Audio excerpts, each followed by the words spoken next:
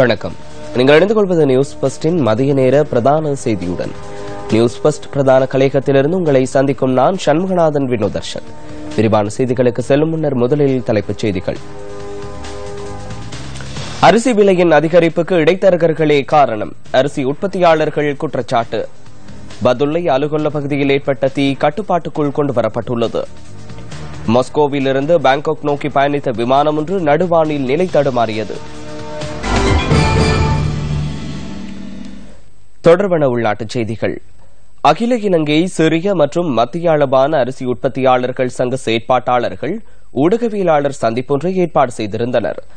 நெல் விலை அதிகரித்துள்ளமை தொடர்பில் இதன்போது கருத்துக்கள் வெளியிடப்பட்டன.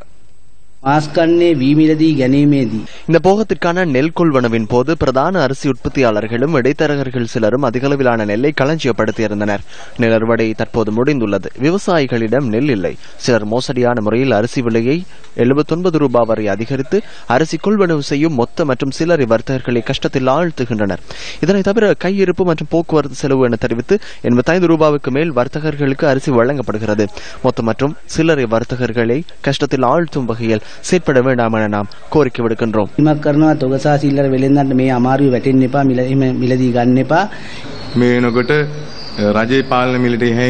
தற்போது அரசாங்கத்தின் கட்டுப்பாட்டு விலைக்கு அப்பால் சென்ற நிலையில் சந்தையில் அரிசி விற்பனையாகின்றது. நாம் இது எதிர்பார்க்காத ஒன்று. இதற்கு நாம் விருப்பம் தெரிவிக்கவில்லை.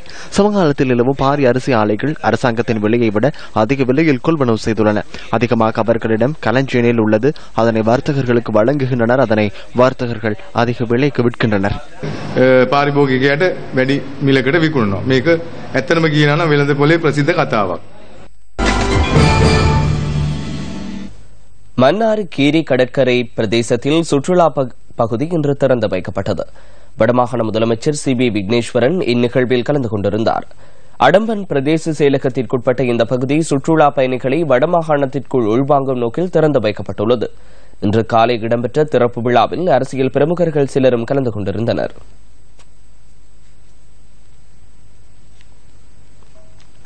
இலங்கை தொழிலாளர் காங்கிரசுக்கு அமைச்சரவை அந்தஸ்துள்ள அமைச்சர் பதவி வழங்கப்படும் என ஐக்கிய மக்கள் சுதந்திர கூட்டமைப்பின் பொதுச் செயலாளர் அமைச்சர் மஹிந்த அமரவீர தெரிவித்துள்ளார். கிரிகத்தினேயில் நேற்று நடைபெற்ற மேதின கூட்டத்தில் கலந்து கொண்டு உரையாற்றிய போதே அமைச்சர் இந்த விடயத்தை குறிப்பிட்டுள்ளார். மலையகத்தின் தலைவர் தொண்டமான் என்பதை நாம் ஏற்றுக்கொண்டுள்ளோம். எவர் வேண்டுமானாலும் இருக்கலாம், கட்சிகளை உருவாக்கலாம், கூட்டணிகளை உருவாக்கலாம். எனினும் ஜனாதிபதியின் ஆசையும் ஐக்கிய மக்கள் சுதந்திர கூட்டமைப்பின் ஆசையும் தொண்டமான் தலைமையிலான இலங்கை தொழிலாளர் காங்கிரசுக்கே உள்ளது. நாம் அவரை கைவிட மாட்டோம். நாம் அவரை தனிமைப்படுத்த மாட்டோம். நாம் அவரை முன்னோக்கி அழைத்துச் சென்று உயர்ந்த நிலையில் உள்ள கதிரையொன்றில் அமர வைப்போம் என்பதை பெருமையுடன் கூறுகிறேன். நாம் அடுத்து உருவாக்கும் அரசாங்கத்தின் முக்கிய அமைச்சர் பதவியை தொண்டமானுக்கு கொடுப்போம். அந்த அமைச்சரவையில் மேலும் பலர் இந்த மலையகத்தை பிரதிநிதித்துவப்படுத்துவார்கள்.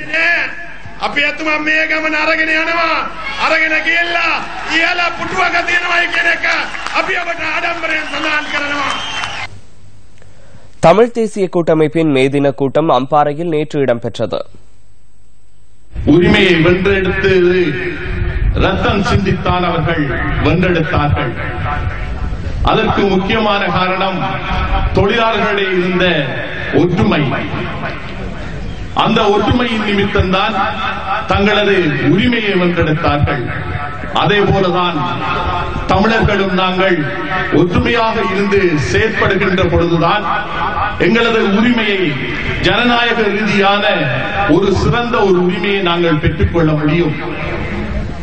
ஆனால் இன்று எமது மக்கள் எத்தனையோ அவலங்களுக்குள்ளாக்கப்பட்டிருக்கின்றார்கள்.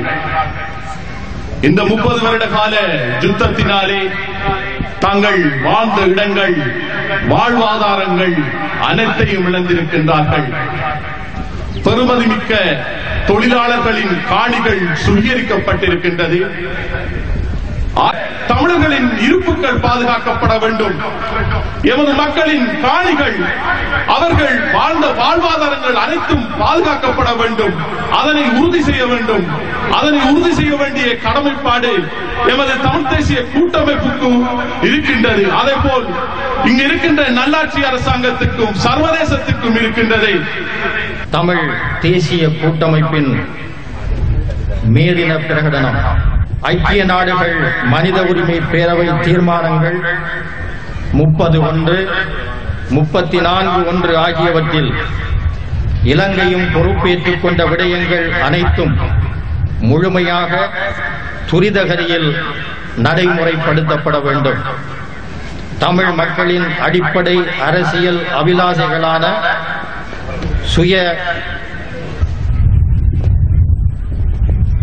சுயநிர்ணய அடிப்படையில் இணைந்த வடகிழக்கில் ஏற்படுத்தப்படும் கூட்டாட்சி முறைமைக்கு முழுமையான அதிகார பங்கீடு செய்யப்படும் விதமான அனைத்து மக்களாலும் ஏற்றுக்கொள்ளப்படும் அரசியல் யாப்பு உருவாக்கப்பட வேண்டும்.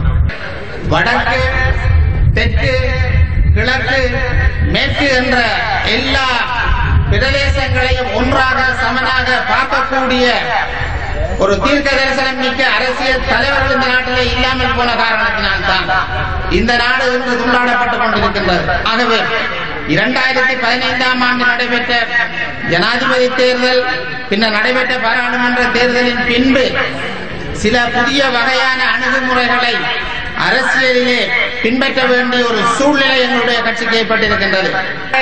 ஒரு சரணாகதி அரசியலை நாங்கள் செய்யவில்லை. இந்த நாட்டினுடைய அரசியல், இந்த நாட்டினுடைய ஆட்சியாளர்களுடைய பங்காளிகள் நாங்கள் அல்ல. 21 முஸ்லிம் பாராளுமன்ற உறுப்பினர்கள் இருக்கிறார்கள். பல கட்சிகள் இருக்கின்றன. எல்லோரும் தலைவர்கள் என்று தங்களை மார்கட்டிக் கொள்கிறார்கள். ஆனால் என்னுடன் இருக்கின்ற ஒரே ஒரு கேள்வி, அவர்களால் இந்த நிமிடம் வரை அந்த பிரச்சனைகளுக்கு தனித்து தீர்வினை பெற்றுக் கொள்ள முடியுமாக இருந்ததா என்ற கேள்வி இருக்கிறது. ஒரு நல்ல வாய்ப்பை நீங்கள் ஏற்படுத்துங்கள். வடக்கும் கிழக்கும் இணைய வேண்டும் என்ற அந்த கோரிக்கையில் ஒருபோதும் நீங்கள் திறந்து விடாதீர்கள். வடக்கும் கிழக்கும் இணைந்தாலும் முஸ்லிம்களுக்கு அல்லது ஏதோ ஒரு வகையிலே தென்கிழக்கு அழகு என்கின்ற ஒரு தனி அழகு இருக்கக்கூடாது என்பதிலும் நீங்கள் உறுதியாக இருக்க வேண்டும் என்ற அந்த செய்தியை இந்த இடத்திலே சொல்லி வைத்து, வடக்கு கிழக்கு மாவட்ட வேலையற்ற பட்டதாரிகள் ஆரம்பித்த அறவழி போராட்டங்கள் இன்றும் தொடர்கின்றன. யாழ் மாவட்ட வேலையற்ற பட்டதாரிகள் 65வது நாளாக போராட்டத்தில் ஈடுபட்டுள்ளனர். அம்பாறையில் 65வது நாளாகவும் வேலையற்ற பட்டதாரிகள் சத்தியாகிரகத்தில் ஈடுபட்டு வருகின்றனர். திருகோணமலை மாவட்ட வேலையற்ற பட்டதாரிகளின் சத்தியாகிரக போராட்டம் 62வது நாளாகவும் தொடர்கின்றது. மட்டக்களப்பு மாவட்ட வேலையற்ற பட்டதாரிகளும் 71வது நாளாக தொடர் சத்தியாகிரகத்தில் ஈடுபட்டுள்ளனர். பதுளை அலுகொல்ல பிரதேசத்தில் ஏற்பட்ட தீ தற்போது கட்டுப்பாட்டுக்குள் கொண்டு வரப்பட்டுள்ளது. நேற்று மாலை இந்த தீ பரவியுள்ளது. தீக்கான காரணம் இதுவரை கண்டறியப்படவில்லை என போலீசார் தெரிவித்தனர். வறட்சியான காலநிலை காரணமாக விலங்குகளை வேட்டையாடும் நோக்கில் எவரேனும் பற்றைகளுக்கு தீ வைத்திருக்கக்கூடும் என பிரதேசவாசிகள் சந்தேகிக்கின்றனர். பதுளை மாவட்ட செயலாளர் அலுவலகத்துக்கு சொந்தமான நிலக்கீழ் வெடிபொருள் களஞ்சிய சாலை காண்பித்த பகுதியிலேயே இந்த தீ பரவியுள்ளதாக எமது செய்தியாளர் தெரிவித்தார். ராணுவ வீரர்கள், பதுளை போலீசார் மற்றும் பிரதேசவாசிகள் இணைந்து தீயை கட்டுப்படுத்தும் நடவடிக்கையில் ஈடுபட்டுள்ளனர்.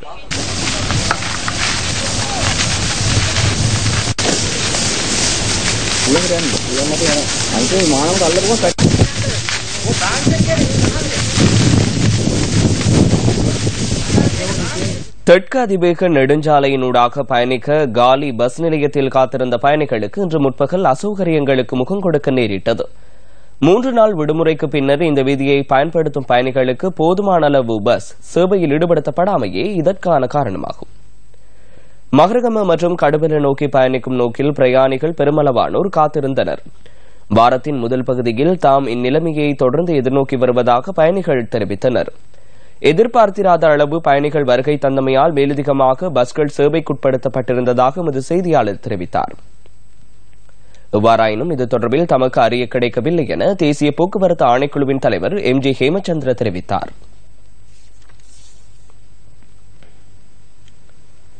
முப்பத்தைந்து வருடங்களாகியும் திருத்தப்படாத மின் இணைப்புகளை கொண்ட ஒரு கிராமம் பற்றிய பார்வை இன்றைய புரோவின்சியல் ஃபெஸ்டில். ஹப்புத்தல பிரதேச செயலாளர் பிரிவிற்குட்பட்ட கஹகுள தோட்டத்தில் சில வருடங்களுக்கு முன் மின் இணைப்பு வழங்கப்பட்டது. எனினும் தற்போதைய நிலையில் இணைப்புகளுக்கான மின்மானிகள் உடைந்து காணப்படுகின்றன. 10 வீடுகளுக்கு தனித்தனியாக இல்லாமல் ஒரே இடத்தில் மின்மானி அமைக்கப்பட்டுள்ளதாக இந்த மக்கள் தெரிவிக்கின்றனர். கிட்டத்தட்ட 30 வருஷ காலமாக இந்த லயமெல்லாம் இந்த மீட்டர் பிட்டியெல்லாம் போட்டு இருக்குது. இந்த லயம்லாம் இடிஞ்சு போகக்கூடிய சூழ்நிலையில இருக்குது. இந்த நாங்க அந்த நேரத்திலே நாங்க சொன்னோம் அந்த தனித்தனி வீட்டுகளுக்கு இந்த மீட்டர் பாக்ஸ்ல போட சொல்லி அவங்க என்ன செஞ்சாங்க, அந்த விலை குறைவா கம்மியா செய்யணுங்கிறதுக்காக வேண்டி ஒரே லோட் வயர்ல 4 மீட்டர் பாக்ஸ்களையும் பூட்டி விட்டு போயிட்டாங்க. ஆனா அந்த சாரல் அடிக்கும் பொழுது மீட்டர் அவ்வளவு நல்லது. இப்ப இதெல்லாம் இத்து போய் கலந்து போறதுக்கு அளவுல இருக்குன்னு சொன்னா அந்த இது மழையில நனைஞ்சு இத்து போனதுனால தான். இந்த நேரத்துல என்ன நடக்கும்னே சொல்ல தெரியாது, அந்த அளவுல இருக்கு. தயவுசெய்து இதுக்கு உரிய மின்சார சபைக்கு உரிய மந்திரிமார்கள் உடனடியாக இதுக்கு தீர்வு எடுத்து தரும்படி தாழ்மையுடன் உங்களை கேட்டுக்கொள்கின்றோம். எத்தனை தலைவர்மார் இந்த கட்சிக்காரவங்க மற்றபடி மந்திரிமார்கள்லாம் வராங்க. இதுவரைக்கும் இதை பார்க்கவே இல்லை. பாருங்க, நெருப்பு பத்தக்கூடிய அளவுல இருக்குது. இந்த அளவுல இதை பாத்தீங்கன்னா உங்களுக்கு விளங்கும். எங்களுக்கு எப்படியாவது தயவு செய்து இந்த மீட்டரை உடனடியாக மாத்தி தனித்தனி ஒரு வீட்டுக்கு தனித்தனி மீட்டரை போட்டு தந்து எங்களுக்கு எப்படியாவது இந்த உதவி செய்யுமாறு நான் கேட்கிறோம். பாருங்க, 10 அடி காம்பராவில் தான் நாங்க இருக்கிறோம். இந்த வீடு லயங்களை பார்த்தா எல்லா வீட்டுக்கும் ஒரே மாதிரி தான் வயரிங் பண்ணியிருக்கு. எந்த நேரத்தில் என்ன ஆகுதுன்னு தெரியாது. கொஞ்சம் காற்று கூட வந்தாலும் லைட்டு இந்த மீட்டர் பெட்டி அப்படியே கலண்டு விழுந்துரும். எரிஞ்சு போனவன தான் ஐயோ ஐயோம்பாங்க. அதுக்கு முன்னுக்கு இதோட எத்தனையோ பையனை சொல்லிட்டு இதை வந்து யாரும் பார்க்கறதுக்கும் இல்லை, யாரும் கவனிக்கிறதுக்கும் இல்லை. 10 காம்பரா இருக்குது. 10 காம்பராவுக்கும் ஒரே பக்கம் ஒரு சைடு தொங்கல்ல மட்டும்தான் மீட்டர் பெட்டி போட்டிருக்குது. இந்த ஒரே இடத்துல இருந்தா எல்லா வீட்டுக்கும் ஒரே தான் கரண்ட் போகுது. சுவரில் ஒன்றுக்கு மேல் பொருத்தப்பட்டுள்ள உடைந்த நிலையில் காணப்படும் மின்மானிகளை தனித்தனி சுவரில் பொருத்தி தருமாறு இந்த மக்கள் கோரிக்கை விடுக்கின்றனர். இனி விளையாட்டுச் செய்தி. 19 வயதுக்குட்பட்ட மாகாண அணிகளுக்கு இடையிலான ஒருநாள் கிரிக்கெட் தொடரில் வடமேல் மாகாண அணிக்கு எதிரான போட்டியில் ஊவா அணி 150 ஓட்டங்களை கடந்துள்ளது. முதலில் துடுப்பெடுத்தாடும் ஊவா மாகாண அணி சற்று முன்னர் வரை 6 விக்கெட்டுகளை இழந்து 152 ஓட்டங்களை பெற்றிருந்தது.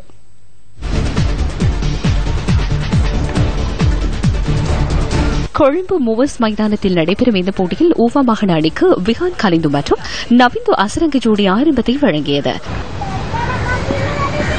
சேனக தனுவாத் 7 ஓட்டங்களோடு ஆட்டமிழக்க நவீன் அசரங்க 19 ஓட்டங்களுடன் வெளியேறினார். விஹான் கலிந்து 32 ஓட்டங்களையும் ஆதித்ய ஸ்ரீவர்தன 32 ஓட்டங்களையும் பெற்றனர். பந்துவீச்சில் நிபுன் தனஞ்சய 2 விக்கெட்டுகளை வீழ்த்தினார்.